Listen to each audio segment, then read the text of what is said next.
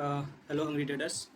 आपका एक और नए लर्निंग वीडियो में स्वागत है ऑपरेटर हंटिंग फार्मूला का। ये है हमारा आज का 10वां लर्निंग वीडियो। ये ऑपरेटर हंटिंग फार्मूला का फार्मूला सीरीज़ का 10वां लर्निंग वीडियो है। और इस लर्निंग वीडियो में हम लोग सीखने वाले हैं हमारा फार्मूला जो है वो सेटअप कैसे काम करता है। ठीक है। जो हमारा सेटअप है वो कैसे काम करता है और इसकी जो एक्यूरेसी है गाइस वो 90 टू 98% की एक्यूरेसी है इस स्ट्रेटेजी का। आप लोग यहाँ पे देख रहे होंगे बहुत सारे ट्रेंड लाइन बने हुए हैं। ठीक है। बहुत सारे सपोर्ट एंड रेजिस्टेंस बने हुए हैं डेली बेस पे मार्केट पे, क्योंकि मैं जो जिस चीज़ के ऊपर मैं रोज़ाना ट्रेड लेता हूँ ये सपोर्ट और रेजिस्टेंस मैं रिमूव करता हूँ और नहीं भी करता हूँ, वो डिपेंड करता है। इससे पहले वाले वीडियोस में आप लोग देखोगे तो आपको पूरा का पूरा क्लियर हो जाएगा कॉन्सेप्ट। तो ये सपोर्ट रेजिस्टेंस कैसे मैंने बताया इसके ऊपर में मैंने ऑलरेडी वीडियोस बना के रखा हुआ है। ठीक है। तो ये जो आई बटन है यहाँ पे जाकर के आप पूरी सीरीज़ को देखना स्टार्टिंग से फर्स्ट वीडियो से, तो आपको पूरा का पूरा कॉन्सेप्ट मालूम चल जाएगा। ओके। तो इसमें जो है हम है ये स्ट्रेटेजी में ऑपरेटर हंटिंग फार्मूला सेटअप जो है हमारा, इसमें तीन चीज़ें इंपॉर्टेंट है। ठीक है। तीन चीज़ें हमारा एक साथ रन करेगी तभी हम उसमें एंट्री बनाएंगे। तीन चीज़ों को हमें ध्यान में रखना होता है। नंबर एक हमारा इंस्टीट्यूशन डेटा। ठीक है। इंस्टीट्यूशन जैसे FIDI ऑपरेटर्स। ठीक है। जो ऑपरेटर्स हैं इंस्टीट्यूशन डेटा है उनको देखेंगे। ठीक है। उनका मार्केट में कैसा रिएक्शन रहता है प्रीवियस डे, उसके हिसाब से मार्केट अगले दिन बिहेव करता है। एंड देन फिर हम देखेंगे इसमें मार्केट सपोर्ट रेजिस्टेंस, मार्केट कहाँ पे सपोर्ट और कहाँ पे रेजिस्टेंस बनाता है, इन चीज़ों को भी हम देखेंगे। ठीक है। उसके बाद हमारा तीसरा रहेगा सेटअप इसमें मूविंग एवरेज। ठीक है। जो कि मूविंग एवरेज के ऊपर में भी कैसे कौन सा मूविंग एवरेज लगाना है वो चीज़ मैं ऑलरेडी बता चुका हूँ वीडियोज़ में। तो आपको ये जो ऑपरेटर हंटिंग फार्मूला है, ऑपरेटर कैसे एंट्री लेते हैं मार्केट में, कहाँ उनका स्टॉप लॉस होता है, कहाँ पे वो कब वो हमें हमारा स्टॉप लॉस काटता है। ठीक है। तो ये सब चीज़ें आपको अगर समझना है तो आपको पूरा का पूरा सीरीज़ देखना पड़ेगा, तो ही आप ये स्ट्रेटेजी के ऊपर में इसको आप मार्केट में इम्प्लीमेंट कर पाएंगे।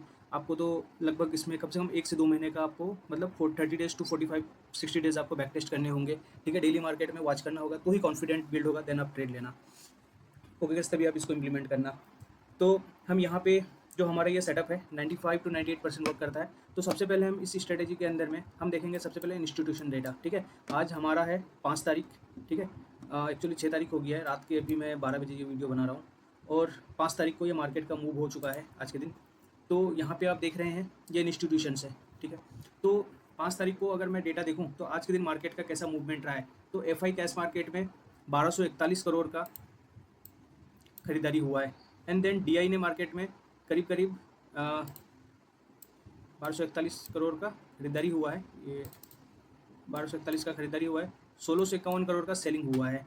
ओके गाइस, अब मार्केट में एक चीज़ आप देखोगे, जो मार्केट है ये ना आपको बहुत ज़्यादा फॉल हुआ है इस दिन।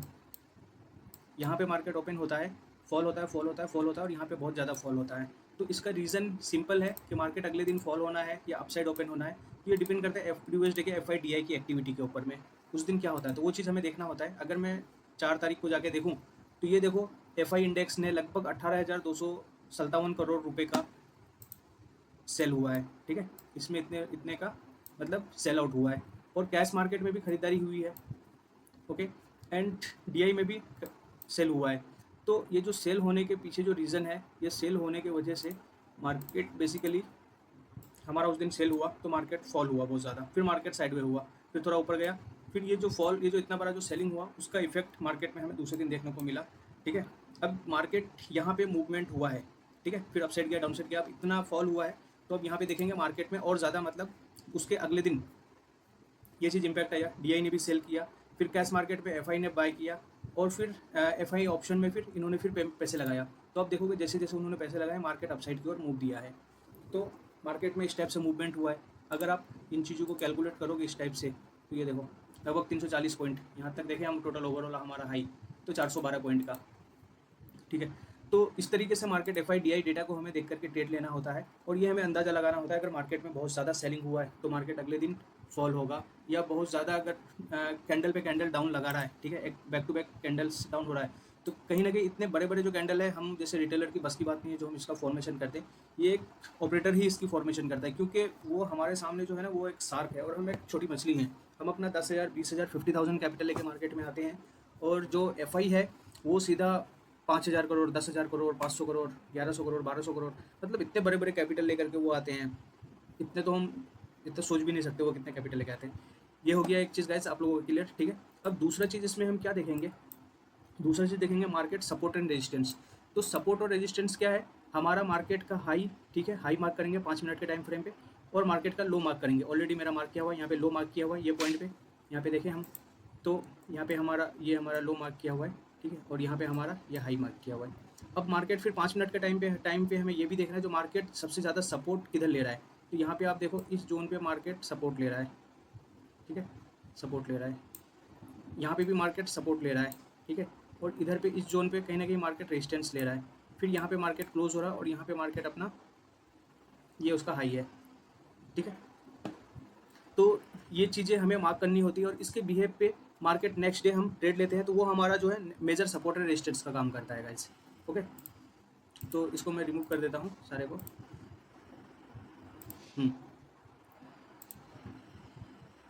ये रिमूव हुआ हमारा। ओके, तो फिर गाइज अब आपको इसके अंदर में तीसरी चीज़ देखनी क्या है, इंडिकेटर बेस्ड स्ट्रेटेजी। जो हम इस स्ट्रेटेजी के अंदर में है, हम इंडिकेटर का यूज़ करेंगे, ठीक है। और वो इंडिकेटर हमारा क्या रहेगा, वो हमारा रहेगा मूविंग एवरेज। मूविंग एवरेज यहाँ से आपको लगाना है। ओके, यहाँ पे moving average, simple moving average आपको लगाना होता है।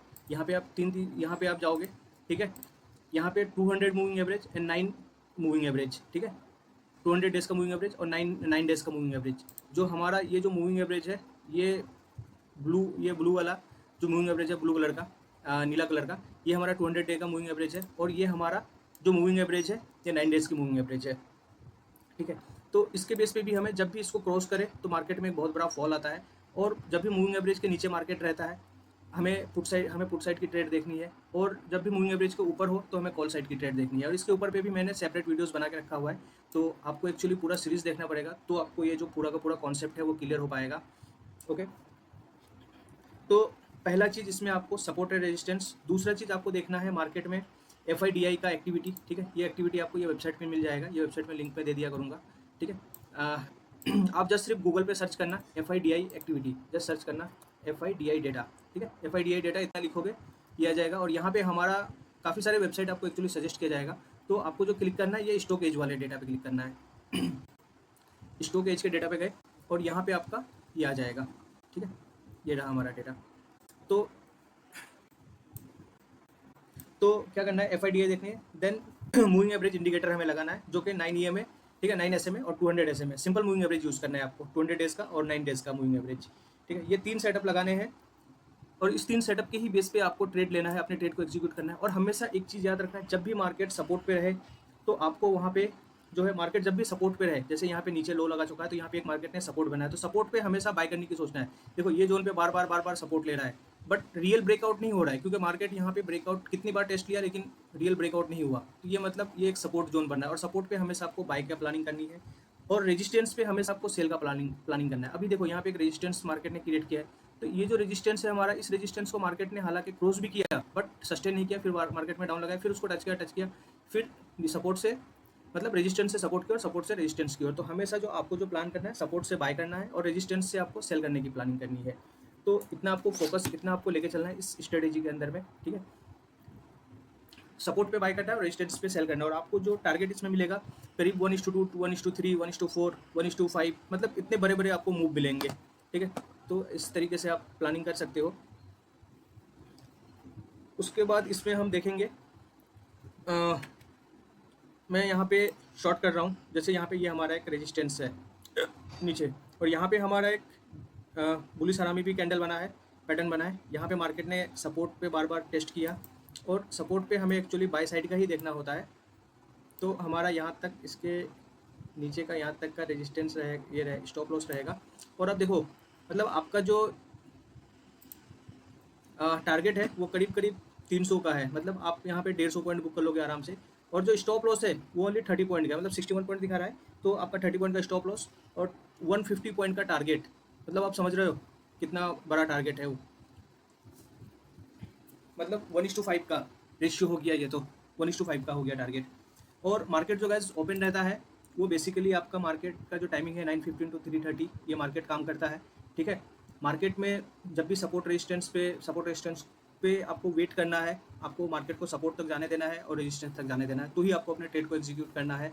ओके, और मैंने ऑलरेडी वीडियोस बना के रखा हुआ है ये SMA के ऊपर में, सपोर्ट मूविंग एवरेज के ऊपर में कैसे ट्रेड लेना है, वो भी मैं आपको ऑलरेडी बता चुका हूँ, आप पिछले वीडियोज़ में जाके देख लेना। ये बहुत ही ज़ोरदार स्ट्रेटेजी है गाइस, ठीक है। इसको बैक टेस्ट करो, फॉलो करो और फिर ट्रेड करना, ठीक है। और कुछ अगर इस स्ट्रेटेजी में समझ में ना आए तो आप मुझे कमेंट में पूछना, आपके जो भी क्वेश्चंस होंगे मैं उसका आंसर करूँगा, ठीक है। मिलते हैं अगले लर्निंग वीडियो में। Till then keep learning and keep trading guys. Thank you so much and please subscribe the channel को सब्सक्राइब कर देना। आपको ऐसी लर्निंग वीडियोज़ में लेके आया करूँगा आप लोगों के लिए, ठीक है। Thank you so much everyone.